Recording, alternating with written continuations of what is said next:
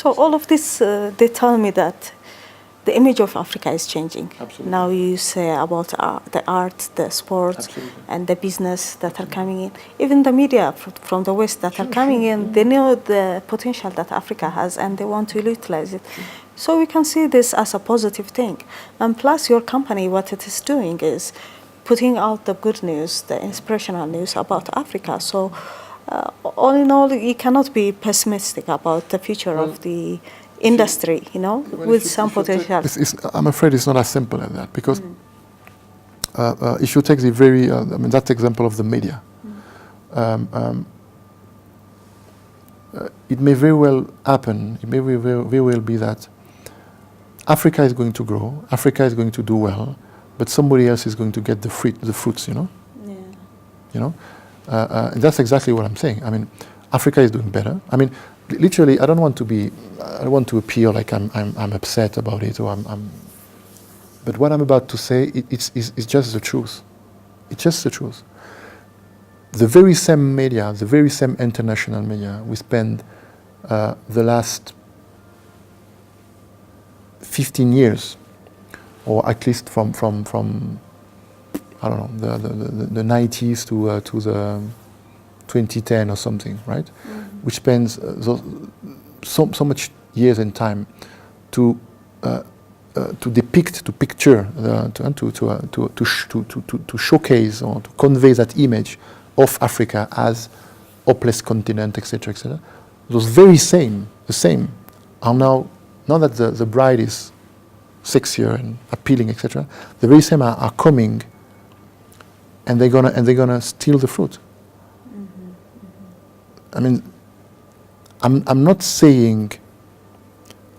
I'm saying it's already there. I mean, honestly, it's already there. Frankly, it's already there. Rather an African grabs the fruit rather than an outsider coming in and. Well, and it's not only by patriotism or whatever, etc. It's just that, again, as we discussed, we are talking about the African media landscape, and the African media landscape is, look, if suddenly all the bakers, African bakers are out of job because there is one brand coming from the US which provide a bread to everybody cheaper and better, etc. Okay, fine. Okay. But when the media landscape is impacted, it's another story. Yeah. The impact is way different. Yeah. When the media houses are weak, how do you want them to play the full extent of their role? How do you want it to? It's like you said. It's about, when it comes to media, it's about identity. It's about sovereignty of your continent, your nation. You are selling that. You need strong media. You need independent media. You need strong media, for sure. It will have a huge impact. It will have a huge impact. I mean. Okay, let's move on to the future prospects of APO. Yeah, sure. What do you plan to do? And well, we discussed about APO. You asked me a little bit earlier about how APO started, but APO today is completely different company. So APO Group today in 2019 is a company with three departments, three divisions, if you want. We have APO Communication, which is dealing with public relation, media relation, influence, and which is, of course, the home of the press release distribution service. That's where it's operate. So APO Communication is the leading Pan-African communication consultancy, and it's important. Each of the words here are important. We are the only company in our field which is operating on a Pan-African scale, meaning we are able to deliver in all 54 countries of the continent, including Eritrea, including Somaliland. For some of our clients, we are working in such a country which are, complex country to work with. So we are not like those companies which are only able to operate in South Africa and Kenya or whatever. We are really able to operate in each 54 country of the continent, and that's come from how we started at the beginning. because we started as a press release distribution service, we from the beginning we invested a lot of time and energy and money on creating a huge database of journalists. And you can be the best PR practitioner to pitch an interview or to organize a press conference or whatever. If you don't have the contact, you are useless. You cannot do anything. You can be a very good practitioner in Ethiopia. You can be the king at organizing press conference or whatever.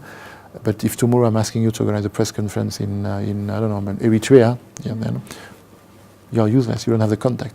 We do have all the contacts. That's why we are Pan-African.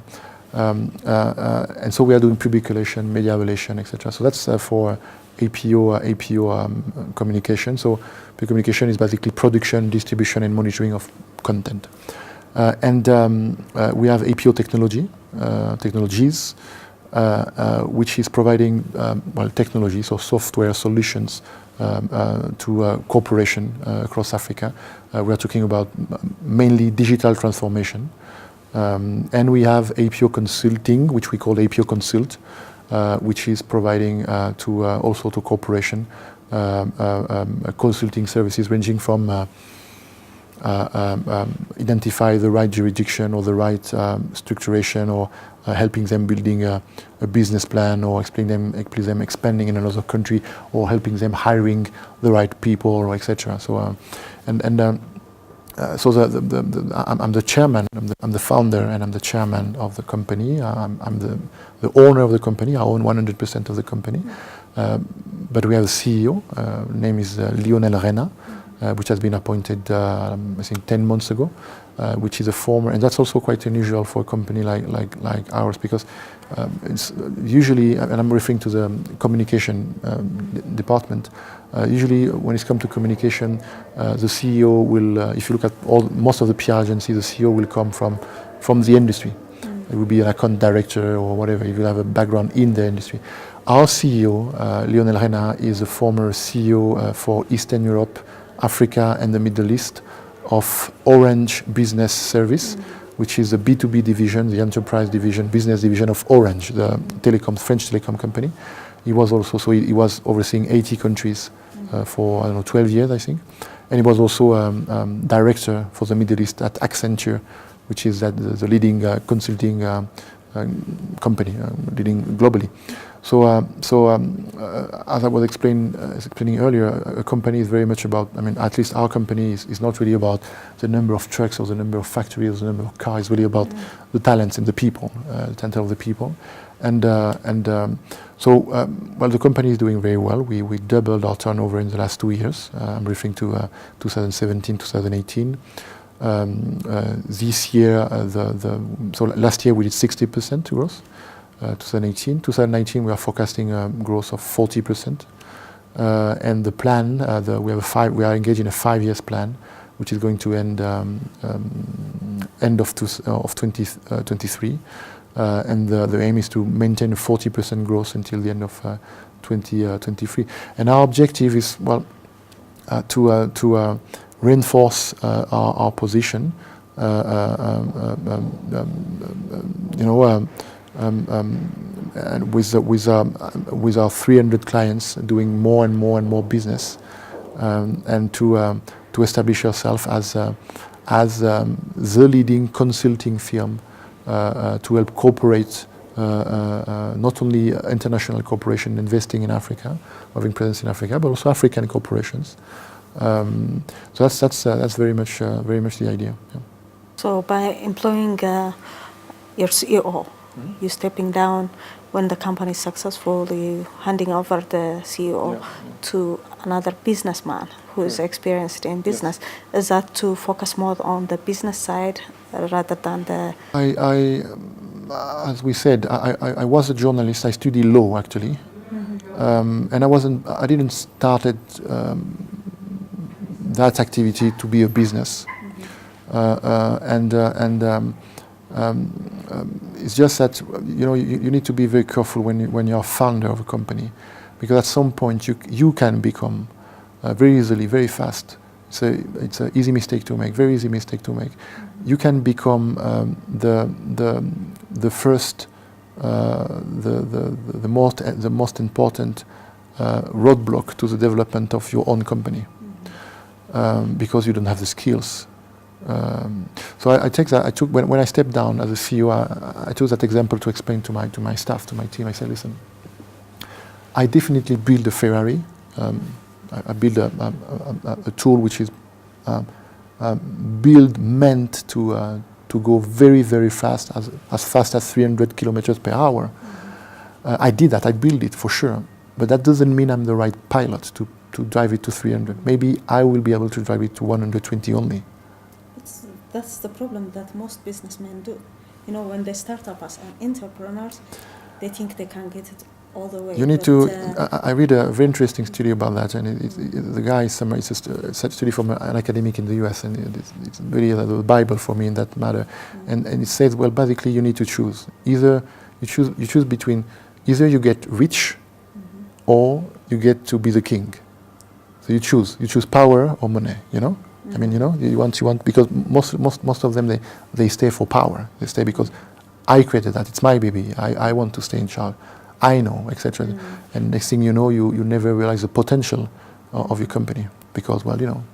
And so I'll tell you that stepping down the chairman, both stepping down the chairman and hiring that person, Lionel Reyna, which I just mentioned, which was a client of APO. Was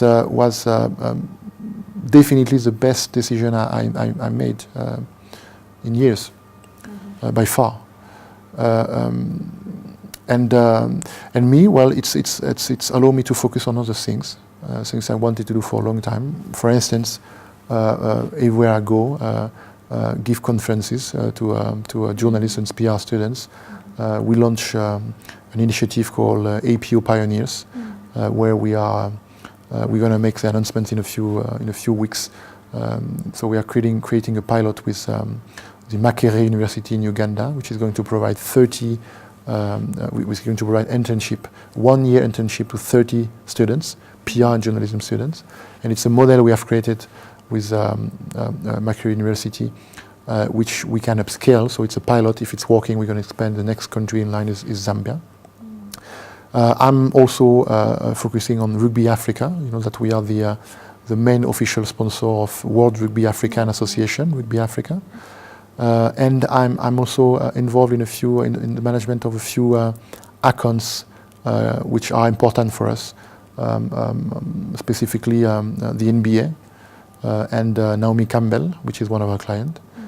And the rest of the time I'm trying to support my team in any way I can, but I try to withdraw as much as possible step back from operation. I think I did a good job in that regard, and I'm lucky enough to have a CEO which is taking care now is taking care of the operations and which is very good at what he's doing. That's good. Well, you have done a number of things, and like you said, stepping down when you can and giving it to somebody who's more capable, who you think will take the business further out is one of the best decisions that you have made so far, like you said. But I think one of the best decisions that you made is investing the £10,000 that you saved in creating APO, you know. So that's, in my opinion, the first start in entrepreneurship. I totally understand why you could say that and think that. But keep in mind that it wasn't me launching a business. So there is that. And I will tell you that if there is, as an entrepreneur, or businessman, or whatever you want to call that, if there is one thing I'm very maybe proud is not the proper wording, but one thing which is very significant is that after 12 years I still own 100% of my company. And you won't find a lot of cases like this. What that means is my company has zero debt. We have no shareholder. We are not accountable to anybody. That also means that company during the last 12 years developed organically on our own fundings. Constant growth. Yeah, on our own fundings. So we never had to take a loan or go to a bank or ask for an investor to come and inject money or whatever. So I think that is as an entrepreneur, I'm proud about that because when I see and I don't know if that's the case here in Ethiopia, but in the global economy, you have when I see those so-called winner of the economy and etc. And basically when you look at it, what they do is they are on the base of one idea. They are raising.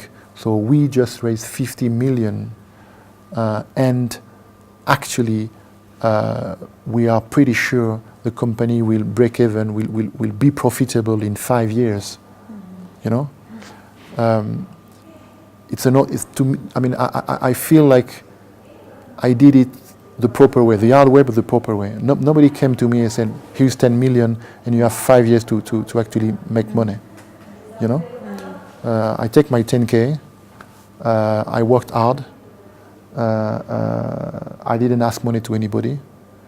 But at the end of the day, I own 100% of my company.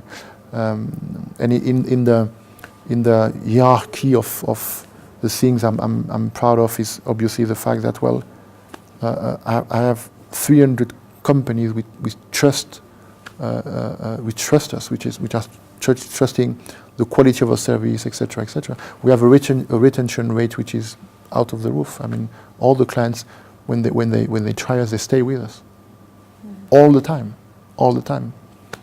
So I'm very proud. I'm very proud about that company and the fact that we deliver, really deliver.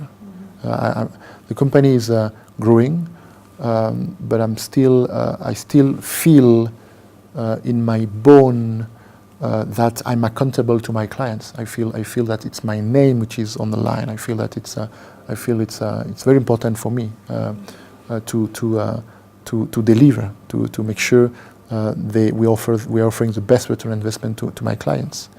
And when I have a client telling me, okay, well, that's great, I'm happy, etc. I'm the happiest man in the world, and it just happened that for some reason it's not a, but the culture I impregnated into the company make that everybody's happy. All our clients are happy. They are coming back. They are signing. They want more, and what we are doing right now is we are acquiring a few new clients. This year we're going to have Canon, for instance. The camera, we are their PR agency for Africa. We have the NBA, for instance, and we're going to manage the PR for the Basketball Africa League because they just launched the first league outside of the US in Africa. We have Naomi Campbell, etc. But you see, the number of new clients this year will be very small, maybe 10.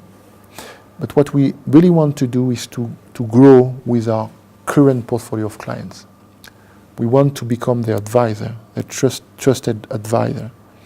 The number of clients which we started working with them with a press release distribution, for instance, they came to us and say, "Oh, I have a press release to distribute," and a few years after, we are advising them on their business development, on expansion in another country. We are advising them in their digital transformation.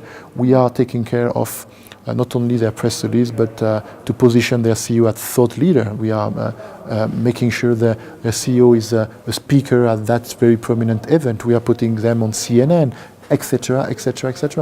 We are auditing their communication strategy. We are helping them build their communication strategy.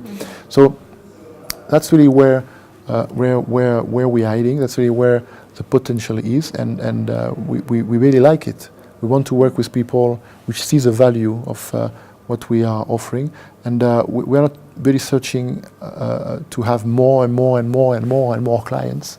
We don't want to do in volume. We want to have a select number of clients and grow with those clients. And we are lucky enough to have very prominent clients, from Facebook to General Electric to DHL to Canon, the NBA, etc., etc. Mr. Nicolas, that was very insightful, and sorry to say we are almost running out of time, but I really appreciate the insight that you have given us on African media landscape and how it's growing and the kind of impact that you are creating in the African and world perception of Africa. And as I see it, it is the only native African news dispatcher, news disseminator. So it's really something that we can all look up to, and all Africans as journalists, as myself, we have to look up to you and try to go with the kind of idea that we are trying to create, because we all want a positive image of Africa in the world media. And the way to do that is not to expect others to do it for us, but for us to step up and contribute our part. You know, what are we reporting? The kind of good things that are happening in Africa. It's we Africans that will have to report, instead of putting out negative things and fighting with each other, that kind of thing. So all of us have a responsibility in this journalistic endeavor, that we have to put African views, African investment opportunities, the best cultures, the best norms that we have to the outside world, so the outside world can come and invest and see it for themselves. Even as tourists, they can come and see us. Absolutely. So, Mr. Nicolas Pompigne, thank you very much for coming here, taking your time and explaining it to us about the African media landscape. And we wish you all the best in the future, and we will be your partners. Thank you. Okay? Thank okay. You. Thank you very much. That's all we have for you in this edition of African View. Till next time.